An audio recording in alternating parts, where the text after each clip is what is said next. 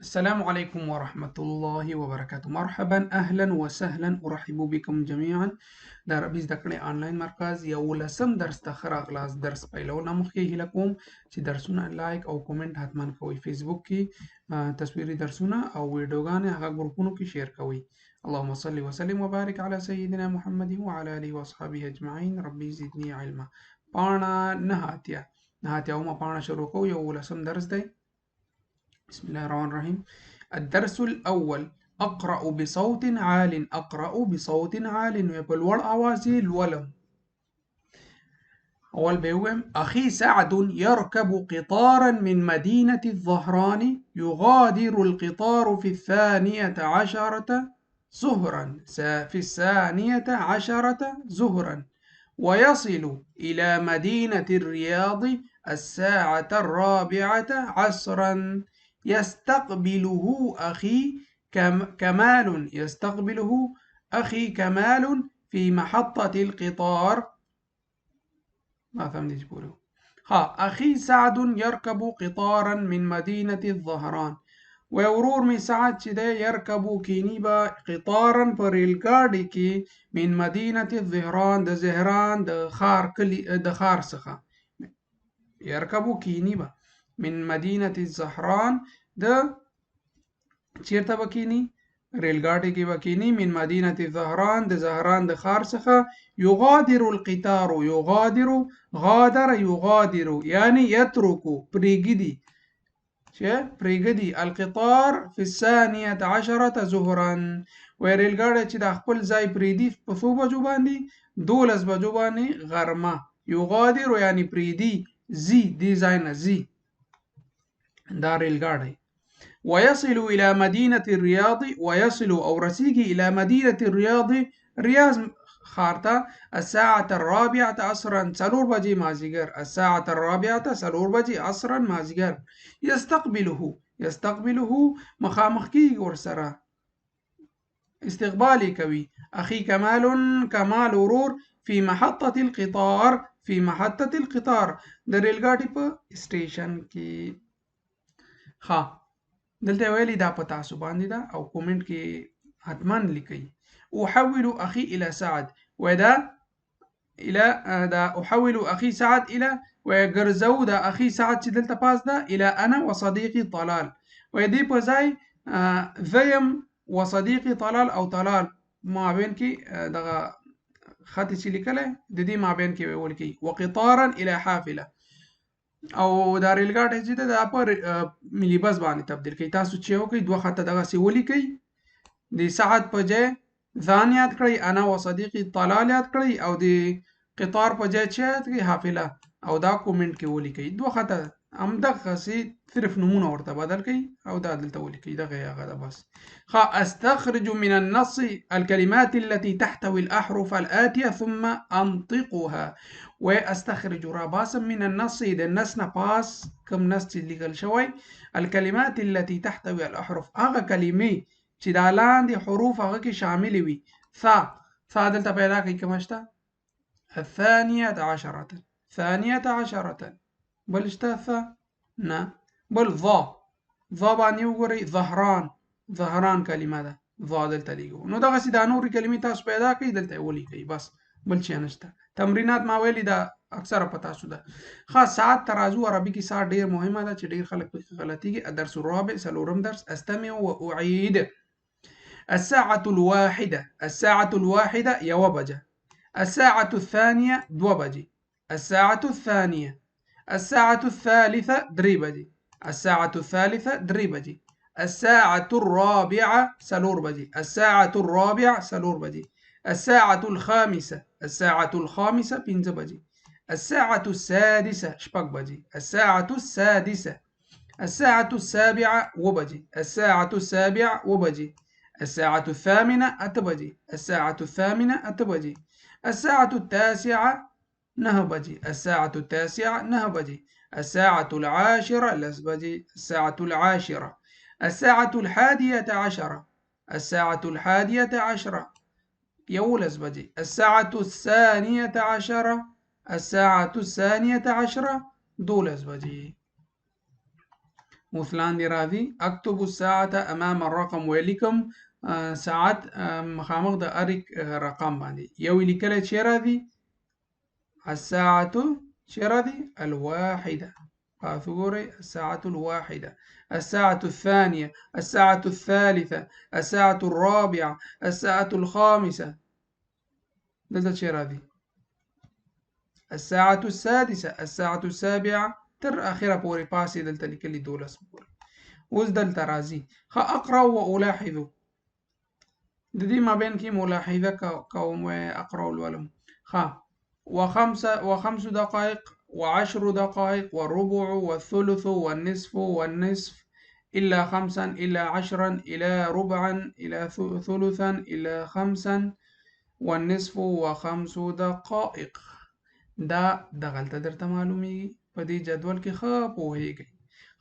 12 بجې دي موږ سره صحیح ده فی الحال ساعت 12 بجې ده مثال کده سی وایو چې 12 او 15 دقیقې دي کوم سی بوایو الساعة پاس کوم ویل کنه الساعة 12 بجو تاسو وای الساعة الثانية عشرة الساعة الثانية عشرة چې ورسره اضافه کو وخمس دقائق الساعة الثانية عشرة وخمس دقائق 12 بجې او 15 دقیقې دي کوو لس دقیقې الساعة الثانية عشرة و10 دقائق 12 او لس دقیقې الساعة الثانية عشرة وربع ربع هغه ته وای یو پاو ته وای 15 دقیقو ته وای ربع یو پاو ربع څلورم حصہ د یو ساعت څلورم حصہ څو کیږي 15 دقیقې کنه الساعة الثانية عشرة وربع وباندې 12 بجې دي کوم شل باندې وای بیا چې الساعة الثانية عشرة والثلث شل دقیقو ته وای ثلث شل دقیقو ته وای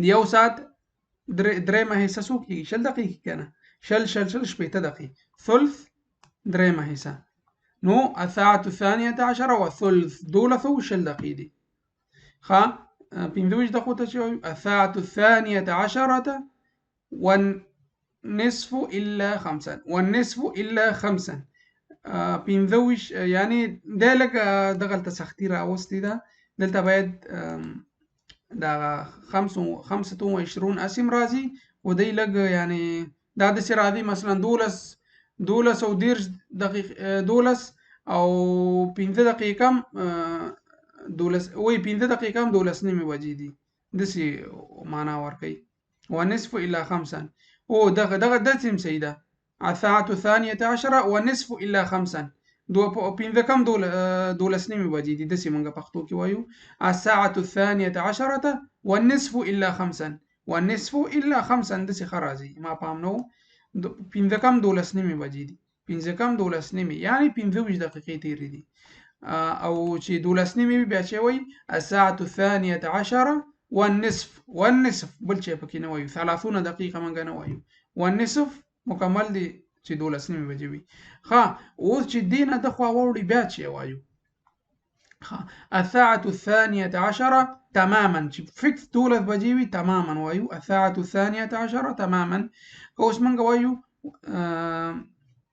چې 15 دقیقې تیرې دي 12 بیا چې وایو الساعة الثانية عشرة والنصف وخمس دقائق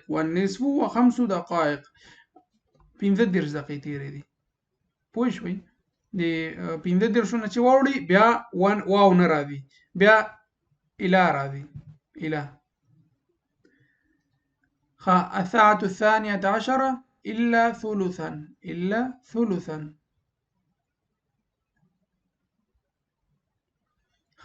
الساعة په دې خو پوه شوي ثلث چې درېیمې حصې ته وایي شل دقیقې پاتې دي الساعة الثانية عشرة إلا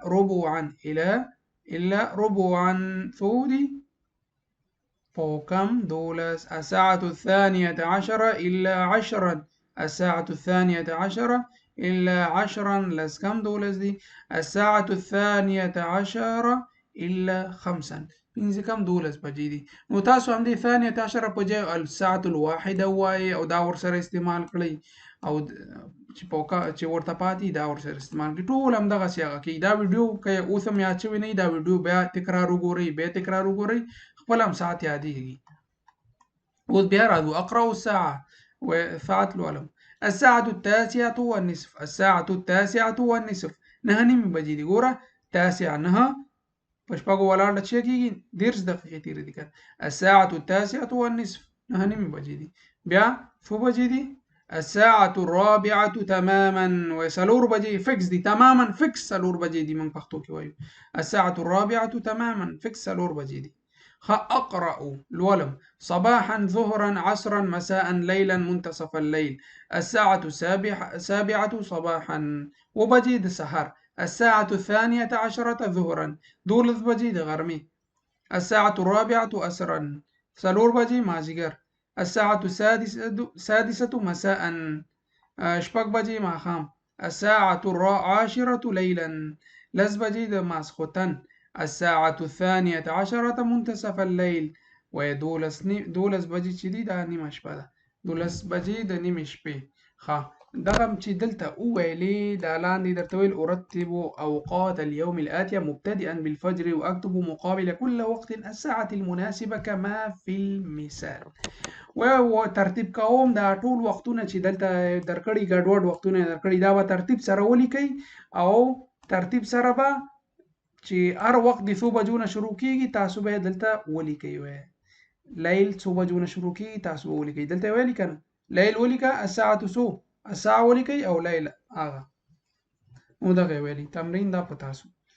ښه أعيد كتابة الجملة مراعيا الوقت. ښه اوس دلته ټایمونه درکړي دي دلته او تاسو ورته دلته جمله یو ورکړي نو دا به تاسو وایي. أنا أستيقظ في الساعة السادسة وربع صباحا.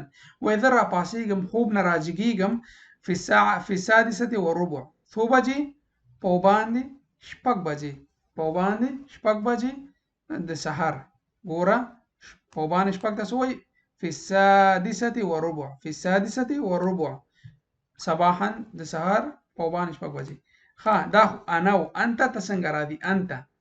انت دلته استيقظ راغی نو مخاطب لپاره موږ تا راولو چې راځي انت تستيقظ في السادسة شپږ نیمې دي في السادسة والنصف صباحا في السادسة والنصف صباحا. ښه انت ته چې راځي انت په ځای همدا ته په ځای تا راولو دلته تستيقظ سره چې اضافه کوو یا اضافه کوو ځکه مؤنثه ده. انت تستيقظي في الساعة څو بجې دي تاسو وایي في الرابعة وربع فجرا فجرا د تیار وخت لیکلی في الرابعة وربع فجرا. ښه دا نور تاسو وکئ. ګورئ دلته ویلي دوه نفره انتما تستيقظان هلته خو واحد و دلته تثنیه ده. انتما تستيقظان في السادسة إلا ربعا په کم شپږ بجې به تاسو راجع کیږئ. انتما تاسو دواړه راجع کیږئ په کم شپږ بجې د خوب نه. انتم جمع ده دلته چې راځي تاسو ویلي تاسو وایي دا تاسو کورنۍ دنده دا مفرد او تثنیه ما ویل تستيقظو دلته راځي او تثنیه تستيقظان او جمع ته چې راځي دا موږ اول کتاب کې دا درسونه ویلي نو دا تاسو دلته ولیکئ انتم چې راځي او دا وخت ورسره ولیکئ. دا تمرین په تاسو دا خو هي هما هم اول کتاب کې موږ ویلي دي. ګوره هو ينام الساعة الثانية عشرة منتصف الليل و هغه 12 بجې د نیمې شپې ویده کیږي. صحیح ده. هي چې راځي ينام مذکر او تنام مؤنث ته چې راځي یا په ځای تا راولو هي تنام څو بجې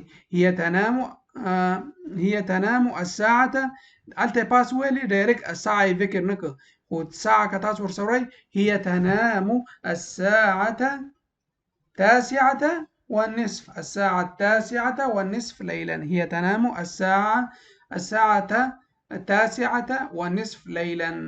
نو دا نور تاسو ولیکئ. هما هو تاسو هي مې درته وویلې هي تنام هما دا تاسو ولیکئ. ينام هما چې راځي دا تاسو ولیکئ. تثنیه سره چې راځي هم ينمن دلته یې لیکلي هنا ينامن څو بجې؟ الساعة 8:03 مساء. الساعة 8:03 مساء. ښه څو بجې؟ ښه زمونږ درس همدلته بس دی، درس زیات شو. الشهور والایام به ان شاء الله را روان 12مه ویډیو کې ګورو. نو تاسو نه هیله کوم چې دا ویډیو حتما یوټیوب کې لایک کړئ او دا د کومنټ حتما وکړئ او دوستانو سره زمونږ یوټیوب چینل شیر کړئ، فیسبوک سټوري کې شیر کړئ چې تاسو خدمت ونه کړئ څوک به خدمت وکړي. نو موږ درس تیارول دي او تاسو نور سره شریکوئ. نو دا نننی درس و، که څه پوښتنه پیشنهاد انتقاد وي کومنټ کې کولی شئ. تر بل درسه پورې تاسو په الله سپارم. السلام علیکم ورحمة الله وبرکاته.